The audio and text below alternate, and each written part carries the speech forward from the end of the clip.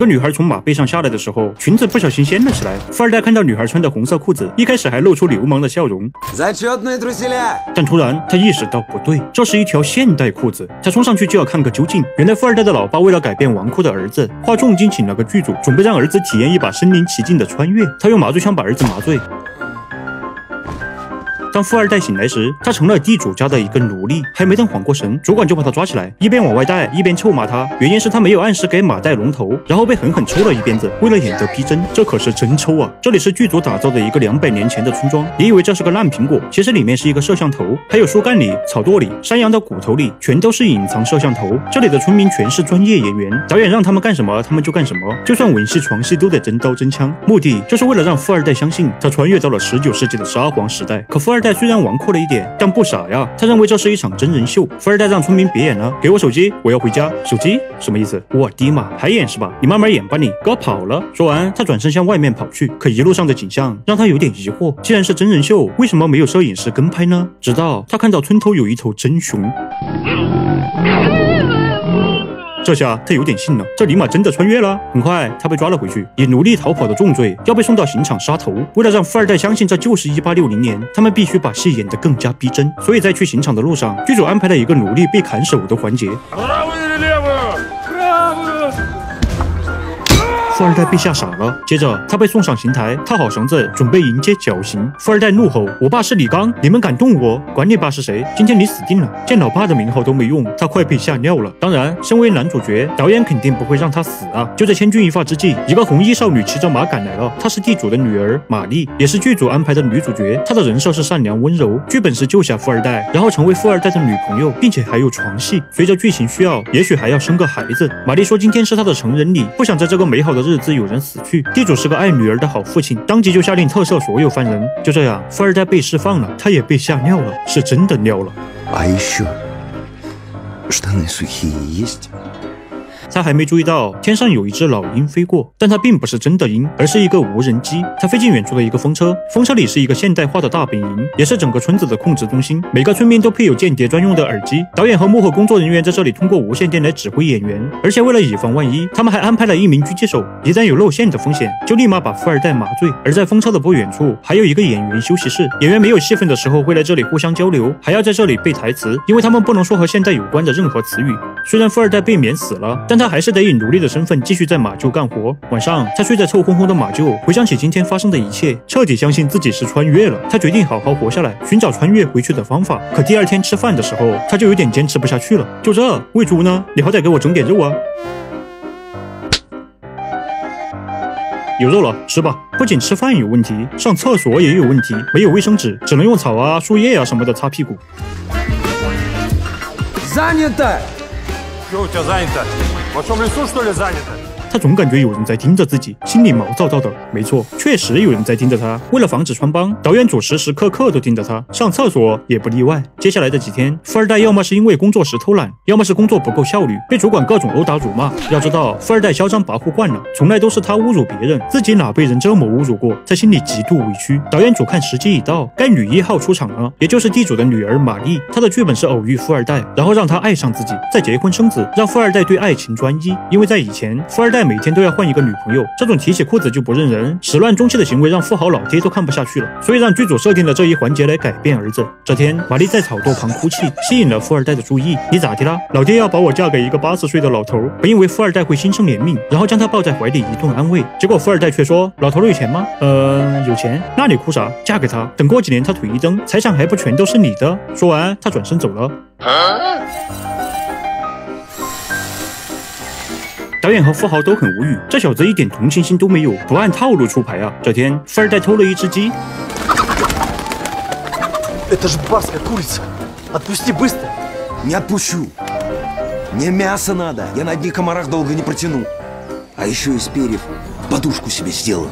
不久，这只鸡就被富二代给吃掉了，连一口汤都没给同伴分享。导演一看，这是个唤醒他良心的机会啊，于是连夜写了一个剧本。第二天，主管发现鸡丢了，问凶手是谁，见没人回答，他说：“我给你们2条路，如果有人主动承认，只需要挨10鞭子；要是没有，我就随便抓个替罪羊抽50鞭子。”在这场良心的考验中，富二代选择了自私。主管随即把黄毛抓走，事后黄毛被打得皮开肉绽，也没有供出富二代。这份情谊，所有人都认为富二代的良心会遭到谴责，但他以前呼风唤雨惯了，手下一帮小弟为了钱帮他背黑锅的事情多了去了，所以他不但没有一丝愧疚，还一脸的嫌弃。富豪彻底怒了，他认为儿子没救了，让导演终止这场闹剧。然而这时意外出现了，一个女孩从马背上下来的时候，裙子不小心掀了起来。富二代看到女孩穿的红色裤子，一开始还露出流氓的笑容，但突然他意识到不对，这是一条现代裤子，他冲上去就要看个究竟。导演总懵了，这是要穿帮了呀！可掀开女孩的裙子，却什么都没看到。原来女孩反应够快，把裤子脱下来藏在了草堆里。富二代以为是自己太想回家，出现了幻觉。回过神来之后，他对自己粗鲁的行为感到抱歉。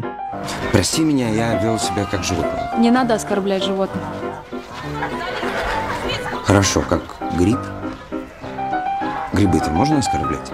这是富二代有生以来第一次跟别人道歉，富豪爸爸看得老泪纵横啊，看着这小子还有得救。小美接受了富二代的道歉，为了缓和气氛，她说了一句：“我被你看了身子，以后肯定嫁不出去了，所以你必须娶我。”这本来是一句玩笑话，但富二代却当真了。这天之后，他一有机会就在小美身边转悠。这剧本不对呀，玛丽才是女1号。为了让富二代回到正轨，导演组又加了一场戏，让玛丽为了反抗嫁给80岁的老头，当着富二代的面投河自尽。剧情进展得很顺利，富二代冲下河将她救起，然后放在马车上。接下来是导演安排的床戏，玛丽使出浑身解数勾引富二代，本以为凭借自己波涛汹涌的诱惑力能够轻松将他拿下，但富二代什么大风大浪没见过呀，直接关门就走了。他现在只对小美感兴趣，没办法，导演只好修改剧本，把本来是个龙套角色的小美改成女1号。于是，在富二代的疯狂追求下，小美成了富二代的女朋友。就在2人的热恋期，导演认为时机成熟了，是时候上演支线剧情了。这天，地主把富二代叫过来，好吃好喝的招待。酒足饭饱之后，他说道：“我儿子起码在城里把人给撞了，需要找一个奴隶来顶替鞭刑，我看你挺合适，事后我就还你自由身，给你一间房子，并把小美许配给你。”看富二代还在犹豫，地主又抛出了一个条件。Вот согласишься,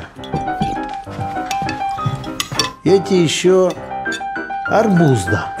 西瓜顶包这种事我最擅长了。其实富二代并不是为了这些利益，而是他想到了以前的自己。他飙车时撞到了人，也是威逼利诱让小弟去帮自己顶罪。他知道今天自己要是不答应，以后的日子就没法过了。所谓天道好轮回，苍天饶过谁？当背锅侠的命运轮到了他自己。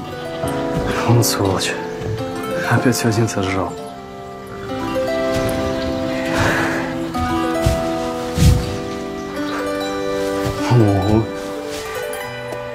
这一次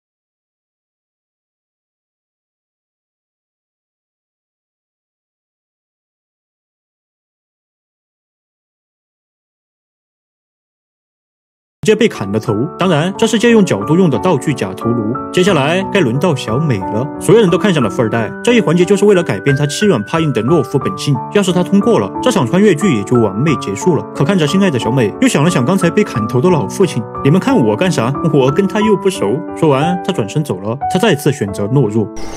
Он просто ушел. Обиделся.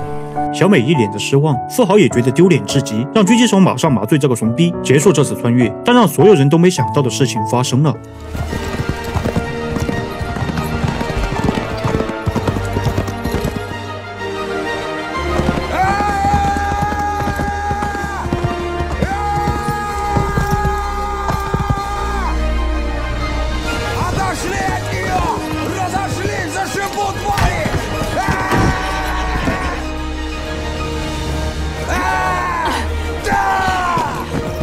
富二代骑着马，带着小美策马奔腾，踏过草原，越过树林，来到了一个加油站。Вам 95-й или вы на газу? Мужик, где мы? 还没等反应过来，追过来的狙击手一枪麻醉了他。等富二代醒来后，老爸告诉他，他是出了车祸，昏迷了3个月。富二代以为穿越是自己的一场梦，虽然是梦，但他也确实改变了，变得不再混蛋，不再傲慢。可失去了小美，他对任何女人都产生不了兴趣，就算去以前最爱的酒吧也提不起兴致。直到这天，他看到了熟人，正是梦里地主的儿子和玛丽。看着富二代狼狈的模样，他们于心不忍，说出了真相，并带他来到一座马场。在这里，富二代见到了朝思暮想的小美。Все было по-настоящему? Да.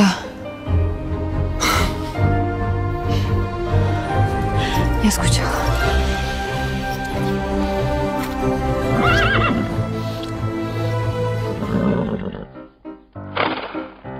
故事最后，那个用来改变富二代的村庄再次被利用起来，用来改变其他叛逆的孩子。Я сейчас маме позвоню, она прокурор. Она нас всех раком подставит.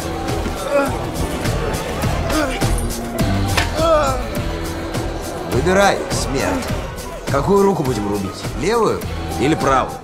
而富二代扮演起了里面的一个打手。俗话说，江山易改，本性难移。改变一个人很难，改变一个人的坏习惯更难。但如果有父母的爱，有伴侣的爱，改变一个人将变得不会那么难。我是猛虎，别忘了关注哦，亲。